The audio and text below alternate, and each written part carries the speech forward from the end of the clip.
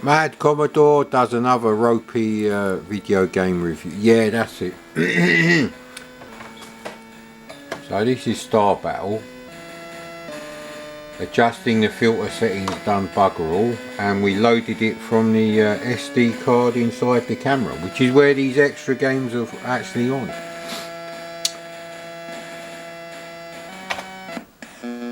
Luckily you don't need to load again because that memory card is now in the camera. Ooh. And it's joystick port 2, is it?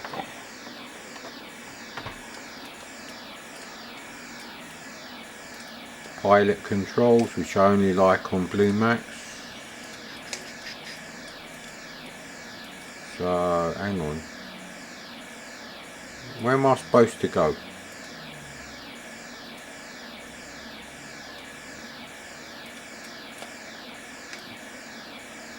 Can't actually see anything. Well, this is a great Star Raiders knockoff. It appears the Kodan Empire has already been fucking annihilated by the last starfighter.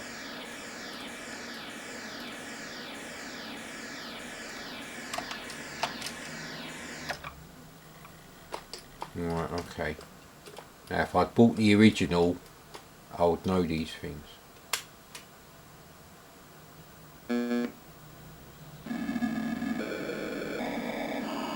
It's not a very good... Are we in hyperspace at the moment? Well, those things don't get very big. How long is the bonnet on my car? 2,000 light years. Must be the smallest cock in the world, mate, who owns this.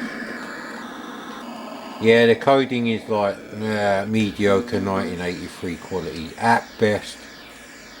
It is better than the Commodore thing. Actually, I can't remember what that's called at the moment. I have done it though.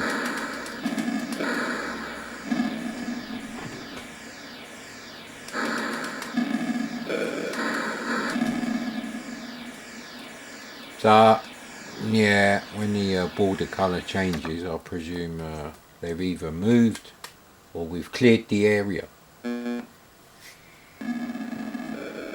So yeah, this is a completely different game to the other one with a very similar title.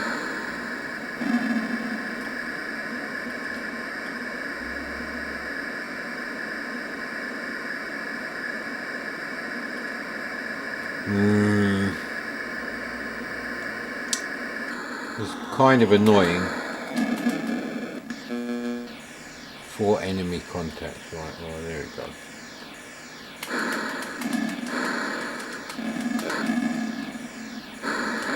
What was that bloody Commodore game called? Oh, our shields are taking a battering. Right, this thing's built like a tank, obviously.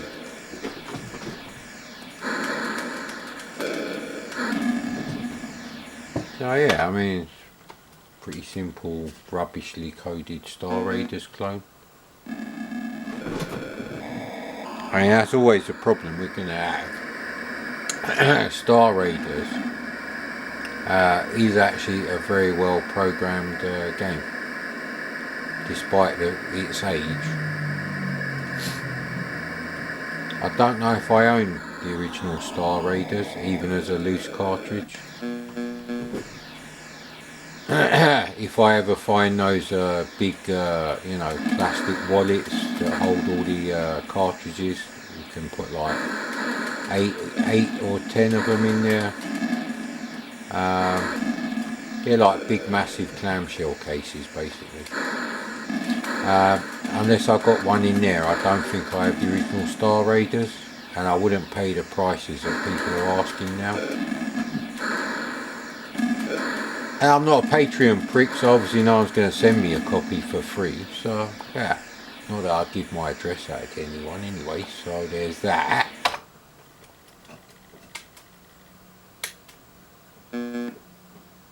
Yes, I suppose it could be worse. I mean, you could nitpick and say the Starfield effect is shit here.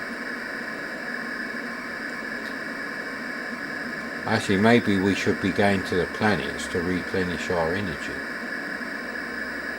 That's how you do it on Star Raiders too.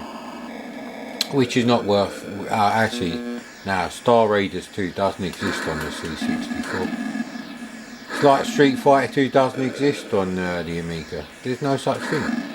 It was never ported to the Amiga. In my reality, I reject your reality and insert my own. Shields destroyed. Ah, bollocks. Well, that's not a good... They're on the attack, aren't they? Oh, you asshole. Damage. Yeah, bollocks. Energy depleted, ship destroyed. Now, I was just about to try warping to another sector. What's going on here then?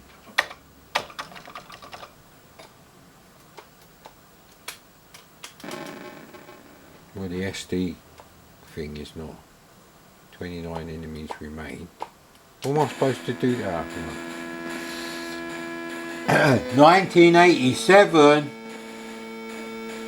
Fuck! I'd assume that was 1981 if I didn't have my reading glass. Right, review is over there.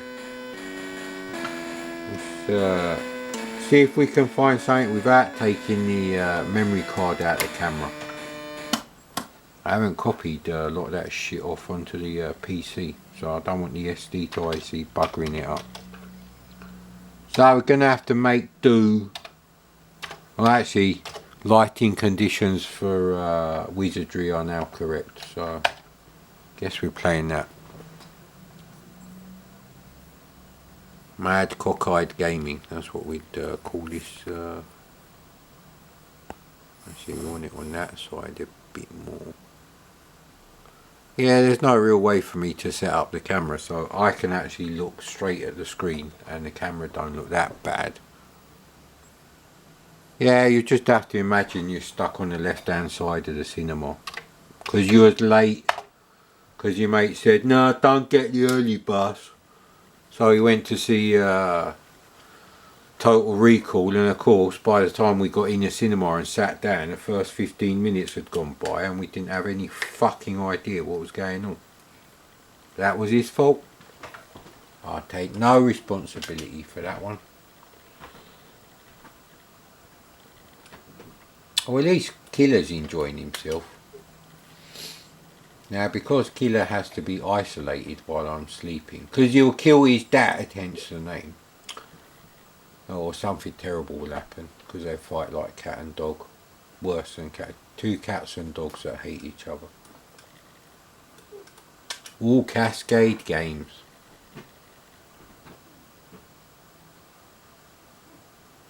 Well, we've done Skyrunner and Spitfire 40. All Swivies on here.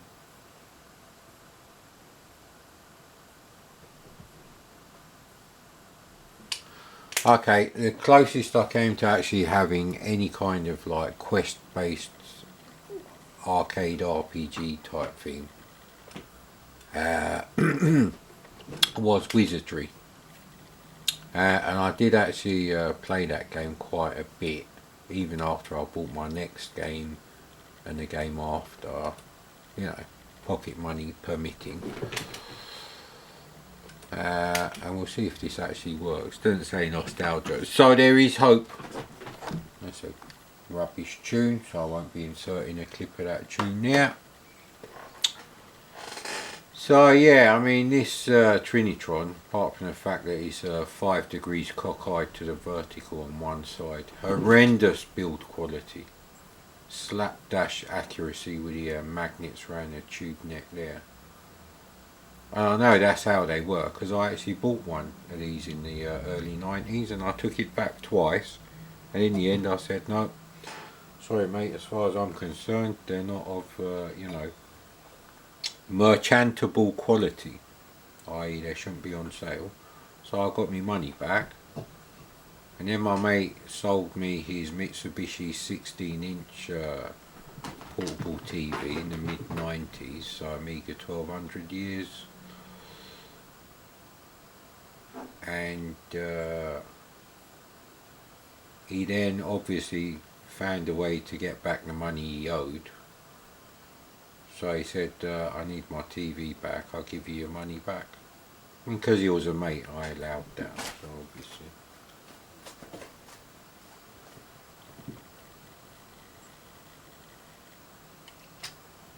in God you trust, well then you're a bit fucked, mate, because no such thing exists. Use CBM to open doors.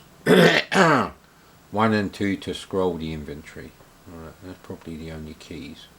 So it's quite a simple kind of quest-based RPG, but has something that most of these games didn't have. I'm not sure if they invented it, but they have 8 different tunes that play depending on where you are and the threat level. So it's an interactive atmospheric soundtrack. Is how a knob would describe it today. Would you like to be immortal? Yes, but not in the game. That sounds really fast actually. These speakers are terrible. I think these speakers are knackered.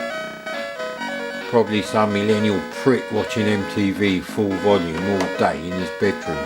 I'll bet you any money 90s generation just fucking dropped it, mate.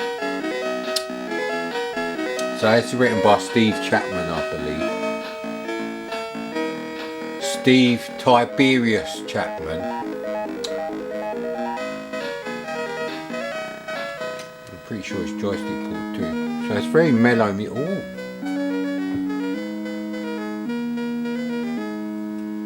It is actually quite memorable. I did used to play it in this sort of, half an hour before the sun's disappeared kind of, because I used to play this after school. So it's another one of those games where you have to know that left and right is up and down diagonally on the screen, up left and bottom right kind of thing, etc. So that's where you start off in the game. And it does have this weird kind of, jumping movement to the diagonal scroll.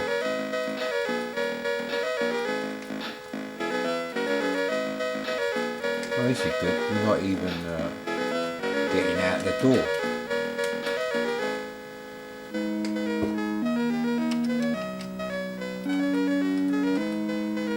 What's the keys for the inventory?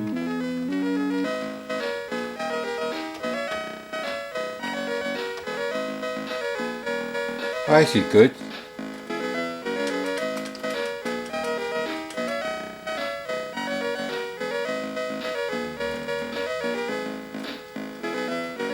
How do you go through the door then?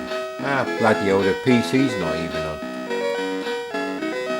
I guess we're doing wizardry another day because I'm too dumb to work out how to fucking... You tell me you have to use a... No, you wouldn't have to use a... Unless there's a thing for opening the door.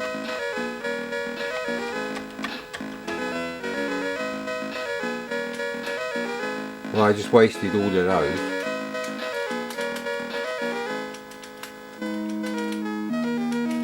How'd you fucking open? There must be another key to open the doors.